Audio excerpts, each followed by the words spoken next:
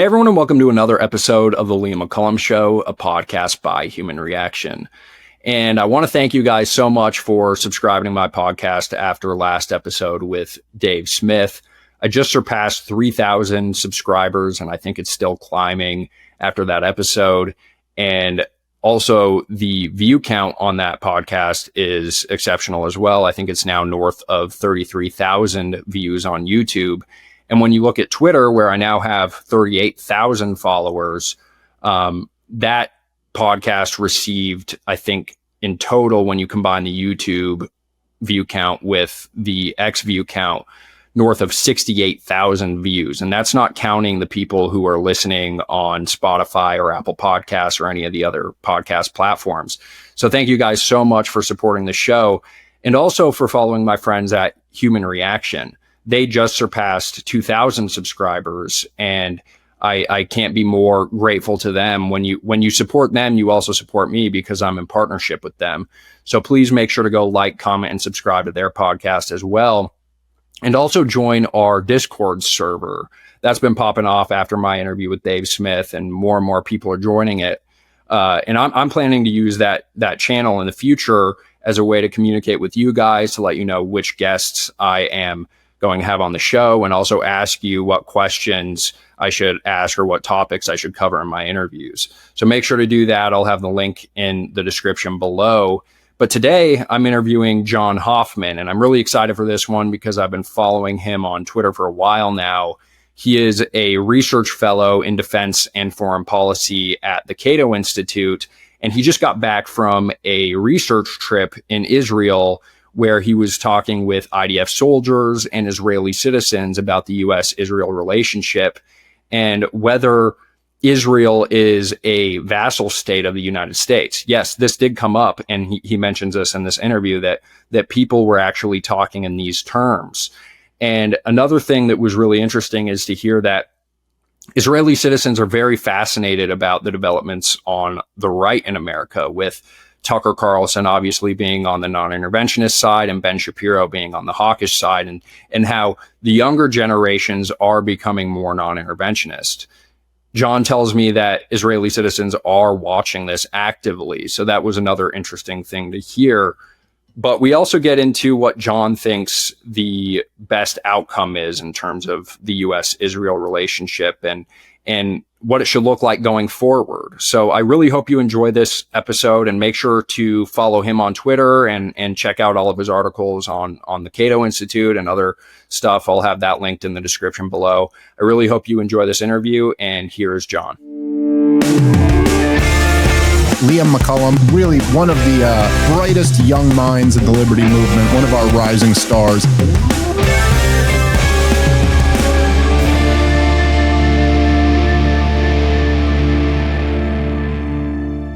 All right. Well, thank you so much, Jon, for joining me. I've been following your stuff for a while now here. I think we first started following each other on Twitter after my interview with Brandon Buck, your colleague. And I highly recommend anyone listening to this, if you enjoy this interview, to check out that interview with Brandon. We talked about the old right and kind of how the debates that are going on in the right now, and the fracturing of the coalitions, mirrors a lot of the fractures that have happened in the 20th century as well. But I wanted to bring you on because I've seen a lot of your takes on strategy and what U.S. policy should be toward Israel. And I also saw that you recently went to Israel for a research trip. So I wanted to kind of pick your brain on how that went and what you learned. And why don't we just get into it? What was the goal of the trip, and what were some of the takeaways? Sure. Well, first, thank you for having me on. I'm a huge fan of the show. And the trip was really a fact-finding mission, if you will. Obviously, we were able to go down to the border with Gaza. We were able to see in pretty far into the Strip. Mm-hmm. And, it's exactly like the images that have been circulating online. It's apocalyptic. We went into the West Bank, were able to see, a lot of the tensions that we're also seeing online flare up. We went to several villages that were recently burned down by settlers. The West Bank, I think, is something that could seriously derail the current ceasefire in Gaza and just lead to a whole new litany of problems. But really, one of the things that we wanted to address with the trip was we went over there in the wake of the ceasefire. And we met with a lot of Israeli officials and security folks, and we just wanted their take. How do you view the current status of the ceasefire? Do you see this as holding, particularly as Israel is now in an election year?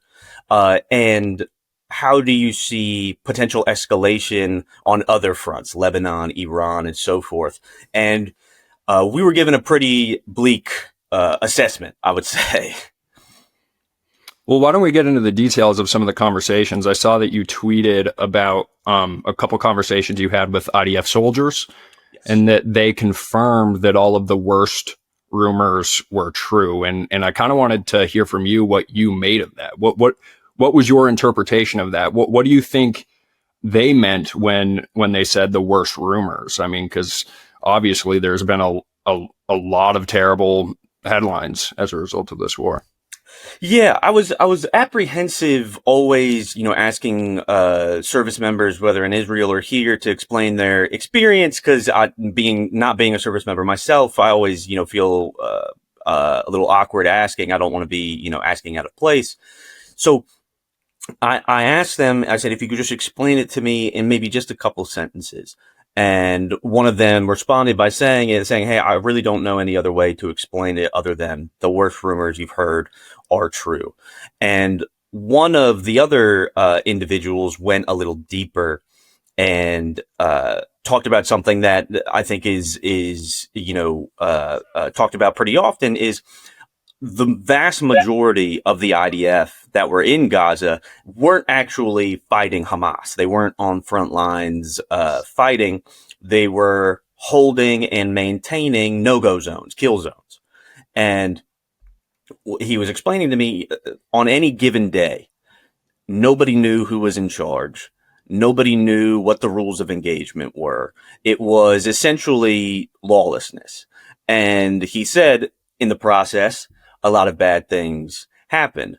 In particular, one of them was explaining to me, Hamas, and this is a common practice that happened in Vietnam, happened in Iraq. Hamas would often send children, to go scout out Israeli positions. They'd give them like $100 and say, here, go scout this out. And then you saw for weeks images of children with sniper bullets to the head. And that's where I think this, went in a direction that is just unprecedented. Is these children that were sent to scout out these positions would just immediately be headshot. Hearing these stories, just confirming, because for so long, a lot of us, working in this space, if we talked about these stories, that were circulating online or from Palestinians, we would often be told, oh, no, you're parroting Hamas propaganda and so on. But hearing it from the individuals that were actually on the front lines on the Israeli side, confirming a lot of these things. And I think you're going to see more of this prop up as we move forward, more soldiers that will speak out. It really confirms, again, a lot of the worst rumors that we've heard over the past 2 years. Did you get any sense talking to them, the effect, like the personal effect that this war had on them? I mean, I think that there's this perception, especially in the States, among critics of Israel, that, Israel is unified, that they're kind of homogenous, that they're in support of this war. But I'm wondering if you could tell that these horror stories actually had like a personal impact on their own souls. Yeah, I think it really did. And it's fascinating that you bring that up, because this was a question that I asked a lot of soldiers and other Israeli officials. And I kind of said, in the post-GWAT era in the United States, we saw a massive spike in PTSD, in suicides and attempted suicides. And, this is a real problem in our veteran community, that so many are afflicted with this. And I asked them, do you see something similar taking place in Israel? And they told me no, but I want to couple that with saying, when you walk around Israel, the amount of PTSD service dogs that I saw people walking around with was astounding. and then you start to read some of these statistics over the past 2 years of IDF suicides and IDF attempted suicides, I think this is a problem that is going to persist for years in Israel. Maybe it hasn't been recognized yet, like it wasn't recognized in the United States right off the bat after Afghanistan and Iraq. But I think this is certainly something that is going to stay with them moving forward. And the individuals that I interviewed, a lot of them said like this just went against a very basic moral code. Yeah, and obviously with the cost of war projects that have happened in the United States, I think still today they're measuring that like 22 veterans a day, and I see some estimates as high as 44 veterans a day this far out. So, I mean, I think that they might not be seeing that problem right now, but they definitely could over the next decade or two if it is true that the worst rumors are confirmed. But I wonder, did you have any conversations with Israeli citizens, and what was your, I know, again, this is somewhat of a smaller sample size, but just in the everyday conversations you had, what was the general theme of or tone of how Israeli citizens thought of this war? Yeah, I would say, most of the Israeli citizens that were willing to speak with me and talk were already predisposed towards a critical point of view, because a lot of, folks that are emphatically in support of the war probably wouldn't want to talk to me. But the folks that I spoke with that were critical of the war came to it from a couple different perspectives. There were, of course, the folks who were critical of it from the perspective of saying, look at the atrocities that we've committed. This is, barbaric, so on and so forth. But then there was also a large percentage of individuals that I spoke with that said, yes, there were a lot of moral atrocities that took place, but they approached it also from the perspective of Israeli security. And from the perspective of, if the goal is Israeli security, Israeli integration into the Middle East, then doing what it's doing in Gaza and pursuing these maximalist ambitions in Gaza, the West Bank, but then also Lebanon, Syria, Iran, this is not a sustainable path to Israeli security. And that, to me, is something that we've also tried to emphasize for years or for the past 2 years to individuals that, are emphatically pro-Israel. We say, hey, that's fine. This is not bringing you to the outcomes that you claim you want. And from a perspective of U.S. foreign policy, the special relationship, if you will, insulates them from the costs of these policies and encourages and facilitates the pursuit of these unsustainable policies. And at some point, there's going to be a breaking point. Yeah, and I think obviously, like one of the criticisms of this war very early on, especially from the more libertarian-minded people who were maybe in the Ron Paul tradition, were trying to warn Israeli supporters that the lesson of the terror wars is that Osama bin Laden's whole purpose in attacking us on 9/11 was to get us overextended, to bankrupt us like we bankrupted the Soviet Union in Afghanistan with the help of Osama bin Laden and the Mujahideen. So the lesson that we had tried to warn them with was, if you overextend yourself here, if you double down and you commit atrocities within Gaza, you'll turn the entire global community against you. And the fact that it's happening also within the United States, where, even the right wing, if you look at the young populations and people my age or younger, they are turning against Israel. And this is, I think, a predictable consequence of the war that we all tried to warn them about.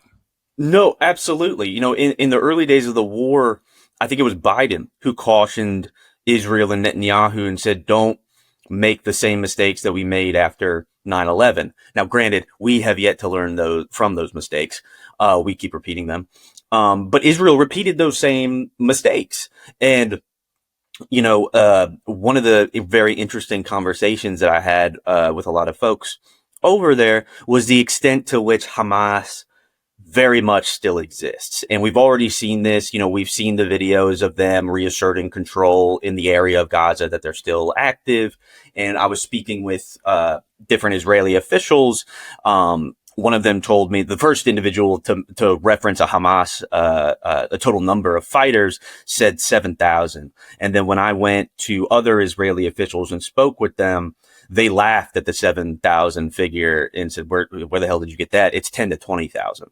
So they've been able to recruit everything that they've lost.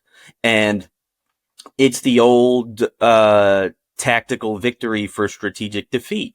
The same issue that we ran into with the global war on terror is you are in the process creating more enemies by pursuing an overly militarized approach and not actually going to the root problems. And, it played out over the past 2 years in just hyperspeed, where for us, it took, a longer period of time. But no, I mean, the goals of the war were, this total victory, the political and military elimination of Hamas, and the return of the hostages. Thankfully, the hostages are back. A lot of them are deceased, unfortunately. But Hamas is still very much, politically and militarily active. Well, it's General McChrystal's insurgency math. The idea that if you kill 2, you're going to recruit 10. And I think it's obvious if you see the devastation. I mean, even if, you take the most charitable take on Israel side and you say what is happening is not actually happening, this is all propaganda, it is still predictable that as a result of the propaganda, even if it's false, that you're going to be recruiting these people. So that's always a consideration that has to be had. And it's something that I think we were warning about very early on. But I am wondering, what is the current status of the ceasefire? It seems like things have calmed down. But obviously there are whispers about what might happen in the West Bank, as you alluded to. Donald Trump also had to comment on the potential of annexing the West Bank, and he said that he won't let it happen. So I'm wondering what you're hearing and what these whispers are. Yeah, I think the one thing that everybody hammered home, regardless of where they were on the political spectrum in Israel, is the extent to which Trump has personally involved himself in kind of taking control of the situation. We were told that the biggest debate inside Israel, and we heard this from multiple people, but the biggest debate even just on the street in Israel is, are we a vassal state of the United States? Which I found kind of hilarious. But they point to examples, like the U.S. base that's now at Kiryat Gat. Netanyahu had to ask Trump for permission to go visit this base, which is, in his own country, it's just, interesting the extent to which Trump has really inserted himself.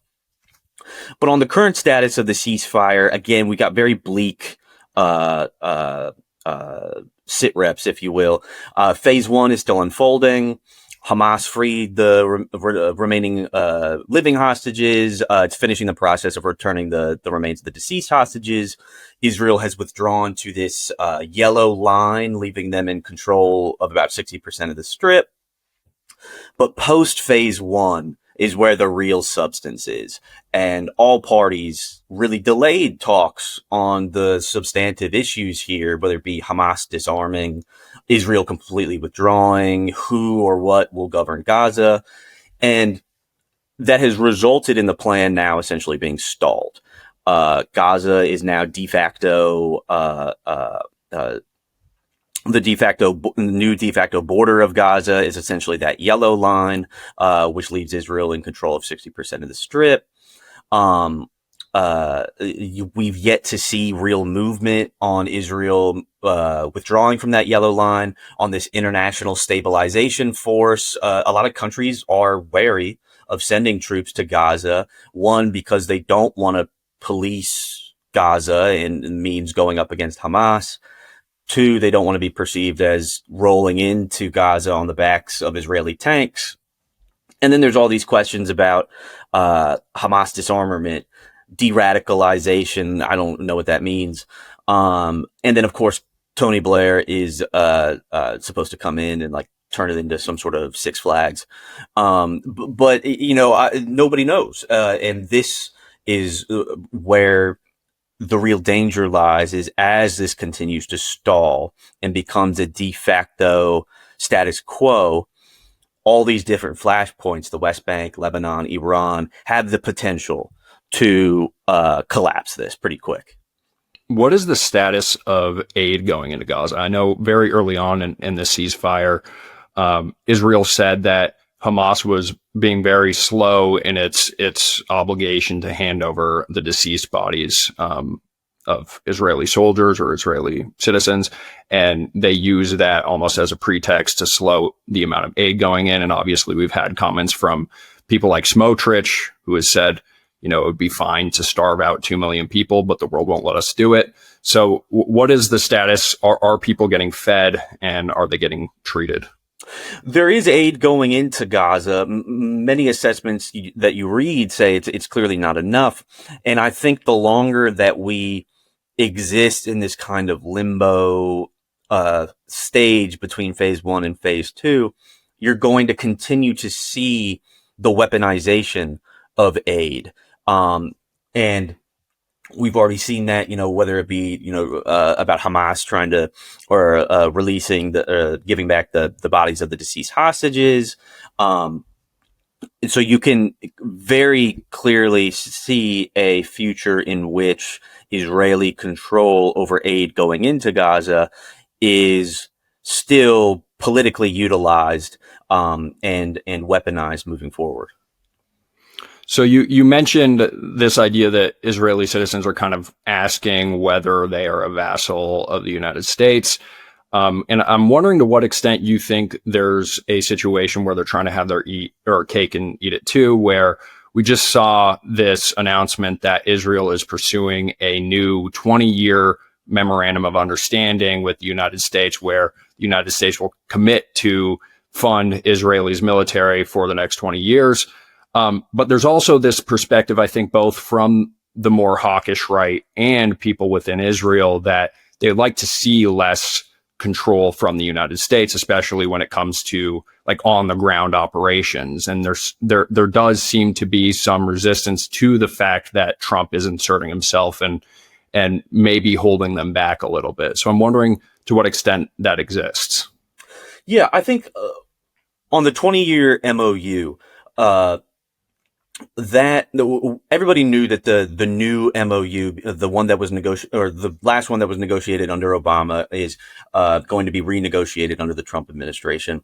I think everybody kind of figures that it will probably be more than the current $3.8 billion a year. The Israelis, according to the report from Axios, are requesting a 20-year MOU. The way that I read that is they very much see the writing on the wall, and they want something that locks the United States in legally to providing Israel with, support moving forward. There is the Netanyahu line that says, oh, no, we don't want this aid because we don't want to be restricted by the United States. But that, in all of my conversations with Israelis and based off of the history of the U.S.-Israel relationship, that is just not true. Israel needs the United States to facilitate its maximalist ambitions. Even if the MOU was scrapped entirely, the MOUs only existed since Clinton. The entire time before Clinton, aid to Israel was always done on this kind of ad hoc basis. So the structural foundations of the U.S.-Israel special relationship, yes, the MOU and is critical to that, but the roots of it extend so far beyond any one element that even if we scrap the MOU, the special relationship will still exist so long as Israel is able to bend U.S. foreign policy in a direction that suits its own interests. So what are those maximalist ambitions? Why does Israel require U.S. support in order to achieve its ends? I think in the occupied territories, I think there's always been this maximalist ambition, particularly with the Likud. When the Likud charter was written in the 70s and they came to power in 77, it made very clear There will never be a Palestinian state. We will never return to these pre-1967 lines, and wants to use settlements to change the facts on the ground in order to make that reality impossible. And I think Israel being able to proceed with those maximalist ambitions in the occupied territories, but then also proceed with trying to eliminate any potential challenger to Israeli dominance in the Middle East, trying to go after its enemies in Lebanon, go after Iran.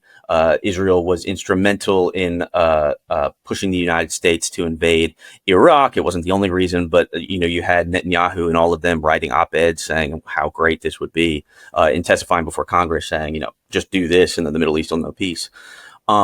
So they need the military might of the United States to pursue this.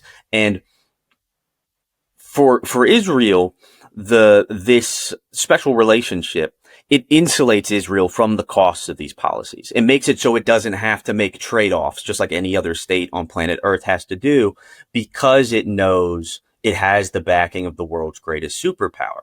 So why would any state with that support ever change their policies and not just go full throttle when they know they have the United States waiting in the sidelines to intervene on its behalf? Yeah, and I think clearly that has also been shown in Ukraine. And I think, conservatives, even the more hawkish ones, have been able to admit that the moral hazard there is that, with U.S. funding, Ukraine is less likely to negotiate. So I think people who are more readily to accept our framework toward the war in Ukraine should be able to extend that and apply it to the Israeli front as well. But I'm wondering, what is the current status of the Iran front?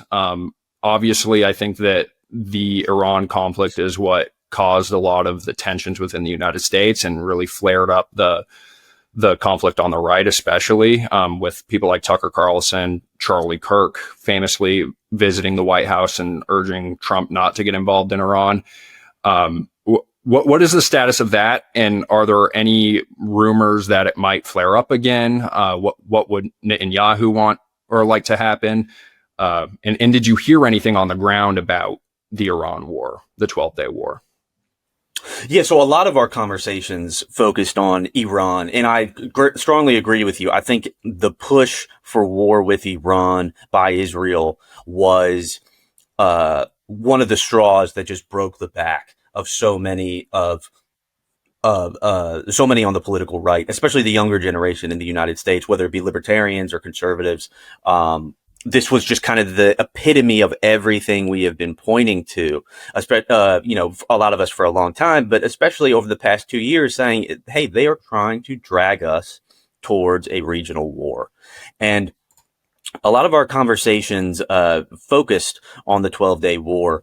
And something that I always try to emphasize before getting into it is Netanyahu has pushed for U.S.-led regime change in Iran since the 90s. This is a multi-decade project of Netanyahu.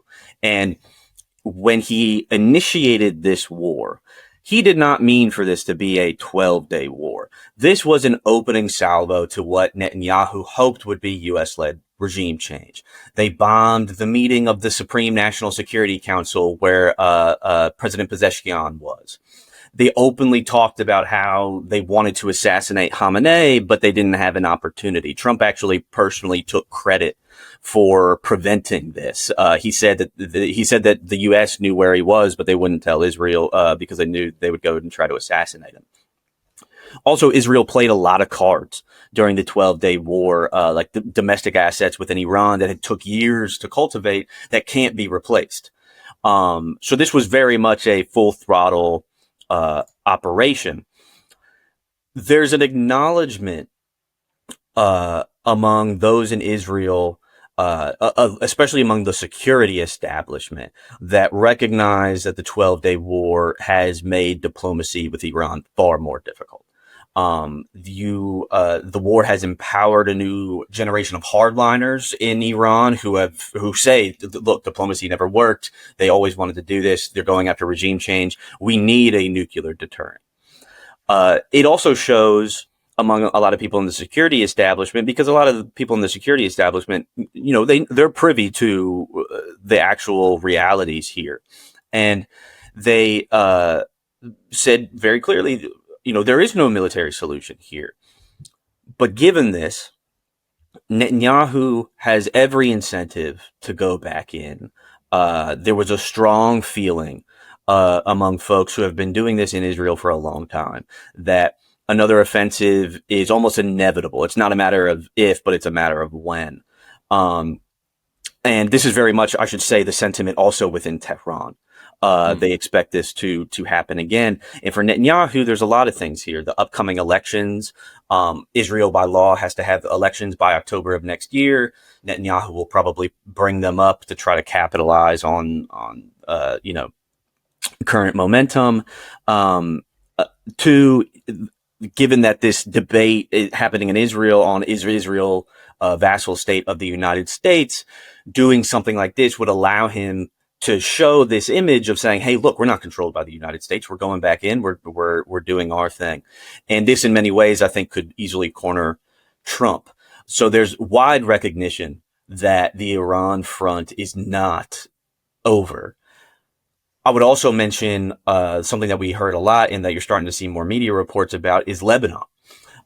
Israel has struck Lebanon more than 1,000 times since the ceasefire with Hezbollah last November. You're starting to see a lot more reports of Hezbollah rearming. Israelis that I spoke with acknowledge, they're rebuilding their capabilities faster than Israel can destroy them. I think there was a news report today on Ynet that said Israel is considering what they called, I think they called it a limited operation to move back into Lebanon to destroy some infrastructure. So you could easily see a scenario in which Lebanon also is a potential for escalation. So there's multi fronts here, a lot of pots on the burner here. So Trump recently called on Netanyahu being pardoned within Israel. To what extent have the charges on Netanyahu, I guess, led to this war, incentivize him to continue to wage war or wag the dog? And to what extent do Israeli citizens perceive that to be the case? Yeah, many people that we spoke with realize, one, the prolonging of the war is to keep this coalition intact, to keep Ben-Gvir and Smotrich from collapsing the coalition. And two, to get around the corruption trial that keeps conveniently being delayed for national security reasons and so on and so forth. I think there was a really good, long, deep dive by the New York Times talking about how Netanyahu, kind of going step by step of how Netanyahu has prolonged this war. And they talk about the corruption trial. They talk about just this overall desire to remain in power and keep the coalition intact. But what I would say is Trump going and saying, hey, we should, you should pardon Netanyahu, regardless of what one thinks of Netanyahu or the trial or whatever. This just shows an unhealthy U.S. involvement in Israeli politics. That's what I always go back to. We have our own problems. We have our own interests. We should pursue them. Getting this constant involvement in Israeli politics to such a deep level is just not necessary, and I think counterproductive. And I would agree. I think it is very much corrosive on American politics as well. It's not just damaging to Israeli internal politics, and it's and also the fact that it just risks and increases the threat toward Israel within the region, but it is destroying the right in America, and it is also tearing apart the left in America. So we're seeing civil wars in both the Republican Party and the Democrat Party. And I want to play this clip because you said we do have our own problems to address, and I think that has been one of the main themes of the populist right, especially with people like Tucker Carlson at the front. And he is kind of waging this war right now against the Ben Shapiro's, the Mark Levin's. Ben Shapiro released this episode last week where he said Tucker Carlson is sabotaging America. and he played reels of all the worst things that Tucker has said, and then played all of the worst things that Nick Fuentes has said, and basically tried to stain Tucker Carlson with all of the worst inflammatory things that Nick has said. And Tucker this week released his own response, playing old videos of Ben Shapiro, and I just want to get your reaction to it. And it's interesting because people like Levin and Ben Shapiro, who at one point had this like media empire propped up by Facebook, the Daily Wire, with some good people on it. You know, it's fine. It's fine. But Ben Shapiro spent, I don't know, a decade posing as someone who actually cared about your concerns as an American. He did it imperfectly. There were flashes that he didn't really care. But he's like, no, I'm a conservative. I'm a conservative. I'm not just interested in the fortunes of one tiny country in the Middle East with a population of 9 million. No, I have a lot of interests. I really care about this country, and I'm against the trans movement or whatever. But increasingly, as everyone's gotten more hysterical and prone to sort of blurting out the truth, that veil has dropped, and you can see what Ben Shapiro really, really cares about. So this is a very revealing exchange that took place 6 days ago, last Thursday, on stage with Megyn Kelly. Ben Shapiro was just sitting there being interviewed by Megyn Kelly, and he said something like, well, Tucker Carlson's, for Maduro, the communist leader of Venezuela, who I guess we're on the way to killing or something, forcing out, regime changing him.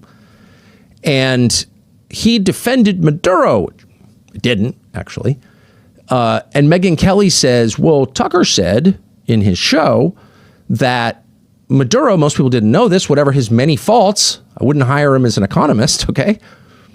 But whatever his many faults, has the most socially conservative country probably in the hemisphere. So Venezuela is just a fact. I mean, I didn't make this up. I'm not in charge of Venezuela. Just noticing that Venezuela has banned pornography, banned abortion, banned gay marriage, banned sex changes, and banned usury. You don't have credit cards with 40% interest in Venezuela. Okay.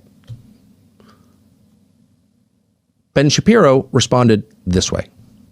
Tucker's made the point, I'm not going to here to be Tucker's defender, but he's made the point that Maduro is culturally conservative. Who gives a shit? The guy's a communist dictator. Everyone in his country is eating dog. He's shipping fentanyl to the United States to kill Americans. Why do I give a shit whether he's anti-LGBTQ rights?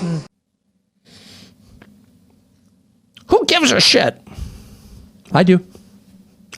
I'm not moving to Venezuela. I'm not pro-Maduro. But I care about that. Why wouldn't I care about that? I've got kids. First of all, I'm against abortion. Sorry, unpopular. I feel that way. I think it's really sad. I would personally become poorer to end abortion, voluntarily become poorer to end abortion in the United States. So there you have it. You kind of see, the flags that are being planted, where Ben Shapiro is saying it doesn't matter. Obviously, we have to protect our interests within the region. And Tucker is saying, well, we have issues here at home. Ben Shapiro's claimed to be culturally conservative, but doesn't really seem to care about the fact that Maduro is culturally conservative. So I'm just wondering what you make of this current fracturing of the American right. Obviously, the coalitions are growing. Like we have, Dave Smith, who I just interviewed last week, a libertarian who is trying to coalition with Tucker Carlson, who is more populist right wing. But then there are other people like the Young Turks, like Anna Kasparian and Glenn Greenwald, where it seems like the non-interventionist base is growing. And then you have Bill Kristol celebrating Democrats being elected in New York City. So it's like all of the dynamics are changing rapidly. And I just want to get your take. No, it's interesting times. And look, that accusation of being pro-Maduro is now just being thrown around to anybody who opposes turning Venezuela into a Libya, but this time in our backyard. It's insane. And, it's like, Tucker was saying, being against that doesn't mean being pro-Maduro. Being against constant U.S. involvement in Israeli politics and being critic of the U.S.-Israel relationship is not being anti-Semitic. What I would say about the rift on the right, during my trip to Israel, this is literally the only thing people wanted to talk about. You sat down and they knew I was a libertarian and from a libertarian think tank. They wanted to talk about the rift on the right. To me, somebody that's, works on U.S. Middle East policy, the debate on U.S. Middle East policy has shifted so dramatically over the past 2 years, particularly on the right, because the right is finally beginning to question something that it traditionally had not, and that's the U.S.-Israel special relationship. And I think there's this broader recognition, and people like Tucker and some of the others that you mentioned are bringing this to the forefront, is that you cannot reform U.S. Middle East policy. You cannot stop these endless wars in the Middle East. You cannot do any of this stuff without reforming the U.S.-Israel special relationship. And, the debate that I have all the time is with other folks in the libertarian camp or others that are more in the more conservative camp, is one, the rift is, yes, clearly largely generational. It's people come to it from different avenues, whether it be free speech, America first foreign policy, prioritization, saying, hey, isn't China maybe more important than this? And some, clearly obviously come to it from a dark place. But the debate is this a real paradigm shift, or is it going to pass? And I do not see this as passing. This is, I think the ship is left. I think it's becoming a litmus test on the left and the right for a host of different issues, just how we conceptualize U.S. foreign policy and America's role in the world. I think it's really becoming a litmus test for that. And I can't go a day without libertarian and conservative colleagues or friends of mine who don't do Middle East, but who come to me and say, like, hey, did you see what Israel did today? And it's like, man, since when did you care? But, yeah, it's fascinating the extent to which this has so quickly come to the forefront of discussions of U.S. foreign policy, our role in the world, what we stand for, what we will pursue, and so on. I mean, it's clear that after the 2024 election, the left is waking up to the fact that they have to take a position on this, or at least become more populist, and that they're moving away from the Clintonian, Biden establishment wing, and they are seemingly embracing the more AOC Bernie Sanders wing. And I think the Republicans are sitting here and saying, well, Trump doesn't really seem that much different in terms of his approach toward Israel. I mean, there's some hope, and there's some hope that people around him might want to take a different stance, but they're looking at 2028 and they're wondering, what is JD Vance going to say? But then we're also seeing some early movement with people like Thomas Massie opposing this vocally and taking no funding from AIPAC. And then obviously with early rumors that Marjorie Taylor Greene is also preparing a race for 2028 as well. So I'm wondering what you think of, the future of this coalition, whether the coalition will be sustainable, and whether you think I think it's really interesting to see that Thomas Massie, obviously he just had this discharge petition that went through to release the Epstein files a couple days ago. And he had largely Democrat support, but he was the face of it. So it's just a very interesting phenomenon where it's possible that we could get a left-right coalition in America, unlike anything we've seen before. Yeah, I agree. I think Massie is one of, if not the most principled people in Congress. But I think you are starting to see this left-right coalition come about, and you see it even just in the nerdy academic policy space. I'm finding myself much more aligned with friends of mine on the other side of the political aisle when it comes to U.S. foreign policy. When I went to Israel, I went with my good friend Matt Duss, a vice president over at Center for International Policy. He was Bernie Sanders' former foreign policy advisor. So these coalitions, this outreach is starting at multiple levels. Regarding Trump, yeah, I think is Trump the guy that's going to fundamentally restructure the U.S.-Israel relationship? No. I think at the end of the day, he is still a pro-Israel president. he doesn't want all of this to interfere with his agenda, so on and so forth. So he's involved. But I think change on this front probably will not come under this president. It will come somewhere down the road.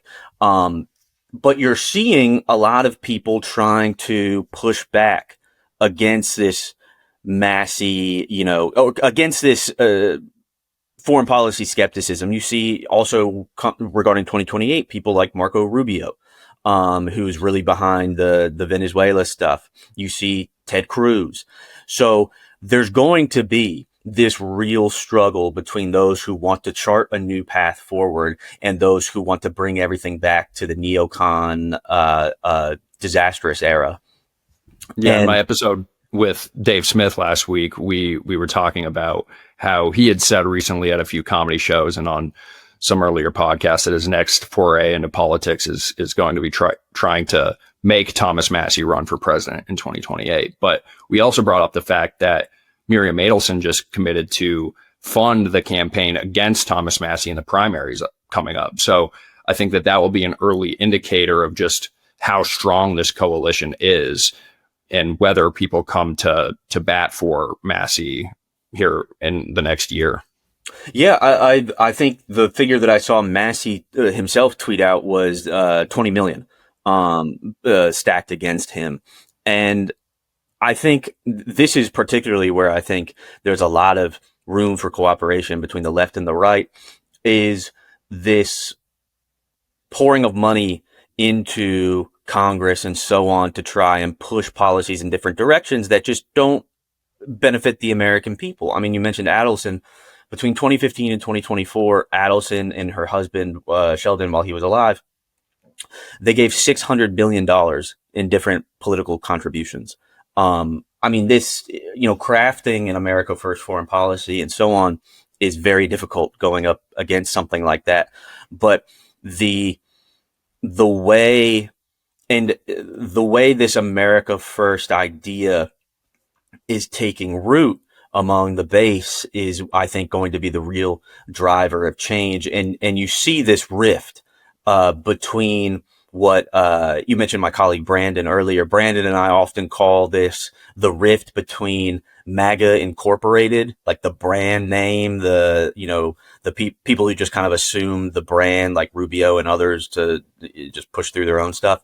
But then the real America First base, which I think there's tremendous cooperation for left-right organizing on this end, because I would say even the large segment of the left is also coming to this from a perspective of America First in their own way, saying, hey, we have all these problems here domestically. Why on earth are we sending all this money abroad, et cetera, et cetera? This is, I said this on a show the other day. This is a really fascinating time to be doing U.S. foreign policy. And I think we really are at an inflection point that will determine, in large part, the future of our republic. Whatever you say about Donald Trump, I think one of the biggest credits to him is that I think without him, especially running in 2016, we're really not in the moment we are now.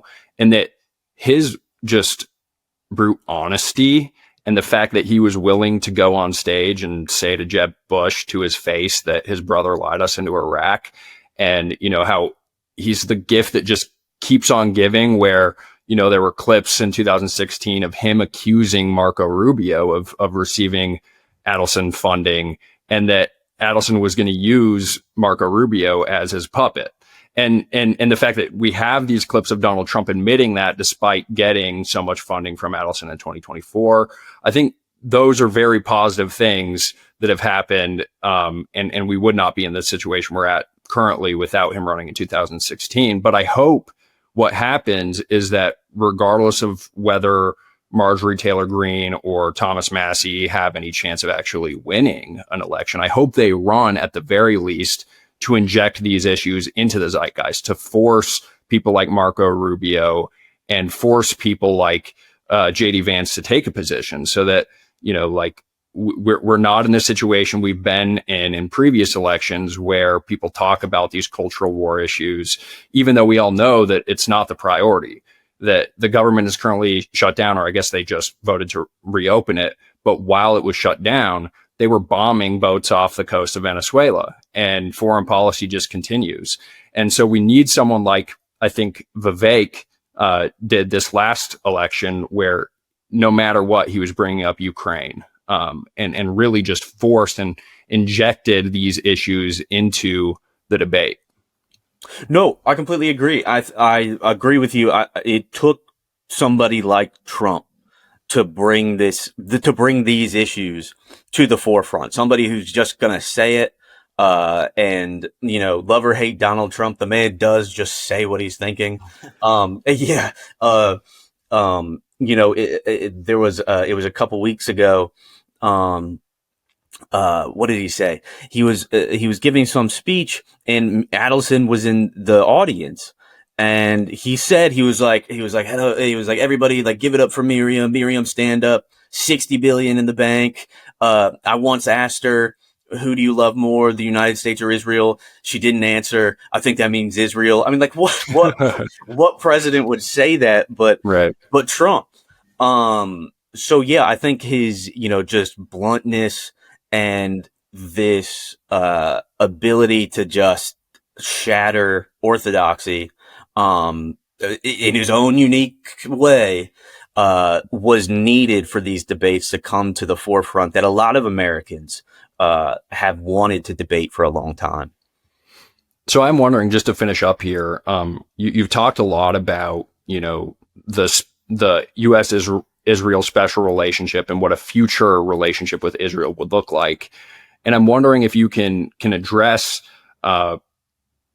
what you think the ideal situation would be, what our interests are in the Middle East. And, because you constantly hear from people from the hawkish wing of the Republican Party that, like, there's a lot of intelligence sharing, there's various interests that we get from Israel, but they all seem extremely vague, and they're not things that are really on the mind of most Americans. When you poll Americans in election years, foreign policy is at the bottom.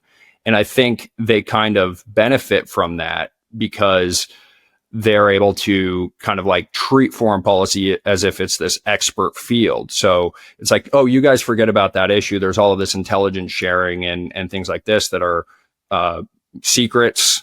We can't tell you, but it is happening. We guarantee you.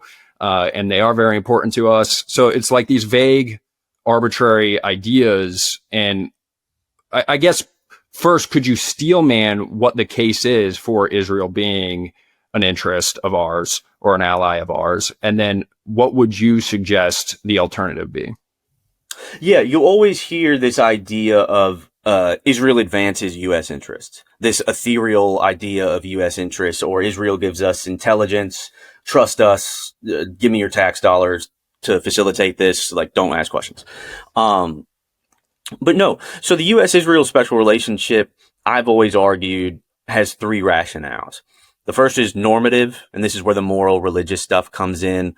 Biden's generation and others, immediate post World War II and the Holocaust, this idea of supporting the establishment of a Jewish state. Religiously, America is a very religious country. A lot of people associate with Israel being Christians, but then also Christian evangelicals have this particular theology of dispensationalism. This idea that Jews returning to the Middle East is central to, or returning to Israel, is central to the end of days prophecy. So that's kind of the normative explanation. Then you have the domestic political explanation. You and I talked about, Adelson and others, the lobby that push U.S. Middle East policy in a pro-Israel direction and disincentivize going against that grain. Then there's the strategic rationale. The idea Israel advances U.S. interests. This really gained steam during the Cold War, battling against Arab nationalist states, Soviet influence. Then, Israel became kind of this vanguard of American hegemony and primacy in the Middle East. But when you take a step back and you ask, what are U.S. interests? I always say, broadly speaking, at the broadest level, U.S. interests are the safety, prosperity, and freedom of the American people.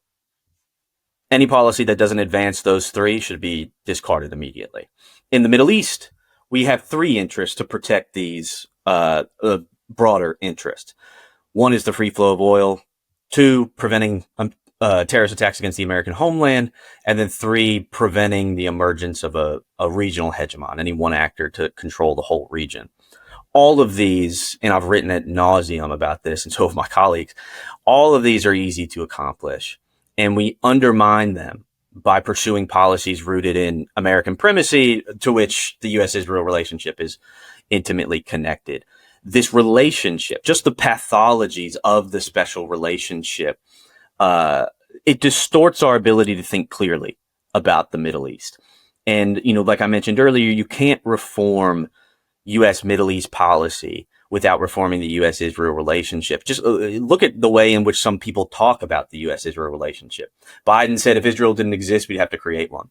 Pelosi's quote, I always go back to Pelosi's quote, saying if the U.S. Capitol crumbled to the ground, the only thing that would remain would be America's support for Israel. I see that as a little alarming for an American policymaker to say, but you never hear policymakers talk about any other country the way that they talk about Israel. But the thing that this is a long-winded answer, sorry. But the thing that I always get thrown back in my face is, well, John, you idiot. We get tremendous amounts of intelligence from Israel that is vital to our strategic interests. I actually had this thrown back at me when I was in Israel. And we were at dinner and everybody, had some drinks and stuff, and I kind of just popped off, cause I just don't like this argument. This is where I receive the most pushback, and folks like myself receive the most pushback, but it's inherently flawed for a couple of reasons. One, the intelligence Israel provides the United States is only relevant to the United States because of the special relationship. It's on Hamas, Hezbollah, Iran, actors that don't pose a threat to core U.S. interests in the Middle East. They're only really relevant to the United States because we tie ourselves to the hip of Israel and we maintain such an expansive presence in the region. Two, if Israel views these actors as existential threats, they aren't. It's in their interest to provide us with this intelligence. They don't need $3.8 billion a year to give us intelligence on the enemies that they perceive. Talk to folks in the intel community about the intelligence that Israel gives the United States. On the tactical level, it's great. Everybody acknowledges that Israel knows every individual in every Palestinian village, where Hezbollah commanders are and stuff, so on. But on the strategic level, this intelligence is often just thrown out. It's alarmist, it's politically motivated, and we've seen this time and time again regarding Iraq, regarding Iran. And also, number four is the United States has a global intelligence apparatus. CIA, NSA, they're everywhere. Obviously, don't think they should be, but we do have the ability to do this ourselves.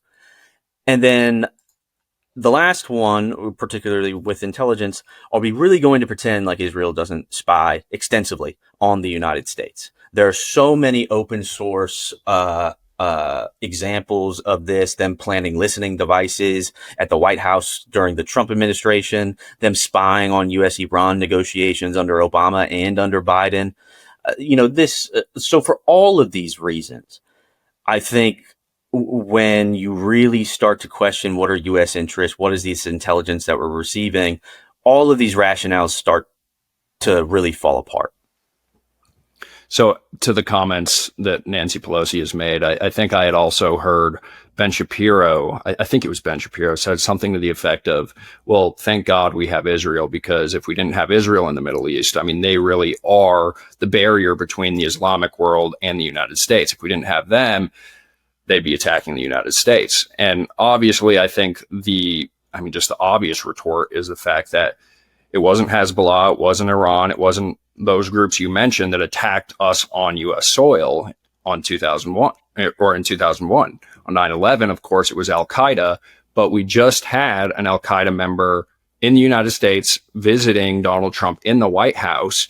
And I wanted to play you another clip.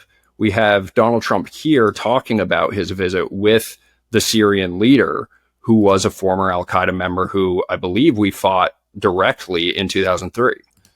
Them joining the end to ISIS. Yeah, you can expect some announcements on Syria. We want to see Syria become a country that's very successful, and I think this leader can do it. I really do. I think this leader can do it.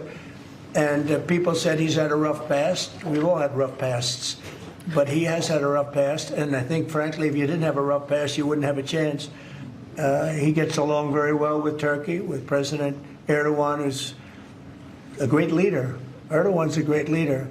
And of course, you've seen photos of al-Jawlani with heads, like beheaded heads. He's holding them up. He fought for Al-Qaeda. And now we are celebrating the fact that he is now the president of Syria. So this kind of goes to your point that, you know, where is the U.S. interest in this? If we really are worried about the Islamic threat at home, why are we supporting the true enemy of the United States, which did attack us on 9/11, instead of targeting groups like Hezbollah or Iran? Yeah, no, the stuff with Jelani or Sharab, whatever he wants to go by, the clip of him and Trump with the perfume. I don't know if you saw that, and he was like, "Give the other one to your wife." How many wives do you have? And it was, and then calling him handsome and everything like that. Like, if you would have told somebody 10 years ago that, I think they would have called you insane. But no, the threat that the United States faces from Islamic extremism, all of these actors that struck the United States on 9/11 and so on were actually very clear that they are striking the United States because of U.S. foreign policy. Obviously, they reacted in the worst way possible and committed atrocities, but they're very clear that it's U.S. support for autocrats in the region, it's military basing in the region, it's U.S. support for Israel in the region. It points to tangible policies, not this "they hate us because who we are" kind of idea that Bush parroted after 9/11. No, and so, but that reassessment of U.S. Middle East policy never came. It was just always a constant doubling down on the status quo, on what I always call the two pillars of U.S. Middle East policy, which is, one, this myth of authoritarian stability, this idea that autocrats in the region are the best guarantors of our interests. And then the second pillar, the U.S.-Israel special relationship. And the only way to reform U.S. Middle East policy is to recognize that both of these pillars, the foundations of our approach to the region, are inherently flawed. And to do that is going to require a massive way in just we reconceptualize U.S. foreign policy, but it's also going to require going up against, you know, the special interests in the United States, all of this policy inertia pushing us towards terrible policies. And, you know, it's an uphill battle, but I think if we don't have this conversation now, then we will never be able to have it, and we will be trapped in this region for decades to come. 100%. Well, I can't thank you enough for joining me today. Why don't you just tell people where they can find your stuff, your Twitter account, and stuff like that? No, well, first, thank you for having me on, man. I love the show. You can follow me on Twitter at Hoffman, Hoffman, the number 8, and then Jon, Jon. You can find all of my stuff on there and keep up to date on the latest shit show of U.S. Middle East policy. All right, man. Well, thank you so much for joining me again. Thanks, brother. Thanks for tuning into the Liam McCollum Show, a podcast by Human Reaction. Check out the Human Reaction weekly podcast hosted by Joe Sheehan, David Rand, and Kyle Mack. And make sure to like, comment, and subscribe to both of our channels.